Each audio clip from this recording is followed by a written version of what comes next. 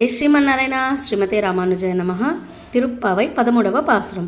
புள்ளின்வாய் கீண்டானை பொல்லாவரக்கனை கிள்ளிக்களைந்தானை கீர்த்திமை பாடிப்போய் பிள்ளைகள் பாவைக்களம் புக்கார் வெள்ளை எசுந்து வியாஜ முறங்கித்து புள்ளும் சிலும் மினகான் போதறிக் கண்ணினாய் குளிர குடைந்து நீராடாதே பள்ளிக்கிடத்தியோ பாவாய் நீ நன்னாளால் కళ్ళం తవిందు కలందేరో రెంబావాయ్.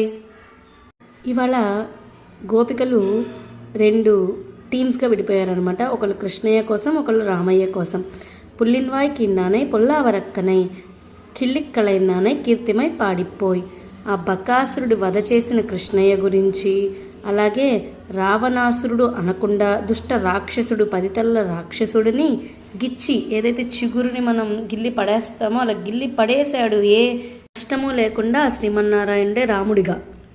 అందరూ సంకేత స్థలానికి వచ్చేసాము. తెల్లవారిందమ్మా, సూర్యుడు ఉదయిస్తున్నాడు, గురుడు అస్తమిస్తున్నాడు. అలానే పక్షులు కూడా, విడిపోయిన పక్షులు వారు మాట్లాడుకున్నవి గుర్తు తెచ్చుకొని కూస్తున్నాయి.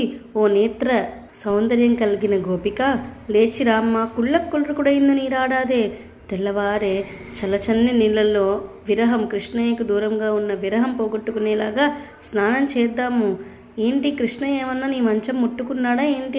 ఆ మంచాన్నే పట్టుకుని ఉన్నావు. పవిత్రురాలా, నేనన్నాళా మంచి రోజులు వచ్చాయి, ఏ కపటము లేకుండా వస్తే అందరం కలిసి నామ సంకీర్తన చేస్తూ కృష్ణయ్య దగ్గరికి వెళదాము అని లేపుతున్నారు 13వ பாசுరంలో. తిరుప్పావై 14వ பாசுரம்.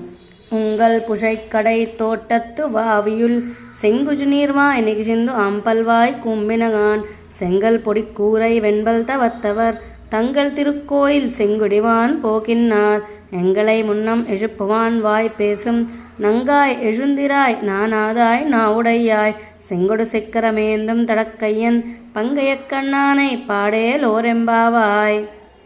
ఈ పాశ్రంలో కూడా మన గోదా గోష్ఠి గోపికని తెల్లవారిందనే గుర్తులతో మేల్కొల్పుతున్నారు. ఉంగల్ పుజైక్కడై, నీ యొక్క తోటలో ఉన్న బావిలోని ఎర్రని కమలాలు వికసిస్తున్నాయి, నల్లని కలువలు ముడుచుకుంటున్నాయి.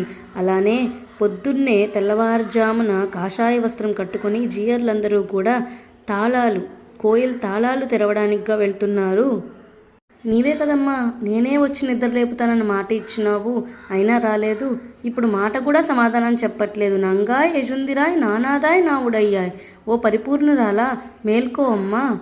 వాక్చాతుర్యం కలిగిన నీవు కూడా వస్తే శంగు చక్రాలు ధరించిన పంగయక్కన్నానైని పాడుతూ మనం ఇంకొక గోపిక దగ్గరికి వెళదామని ఈరోజు 14వ పాశ్రంలో గోపికని మేల్కొల్పుతున్నారు మన గోదా గోష్ఠి.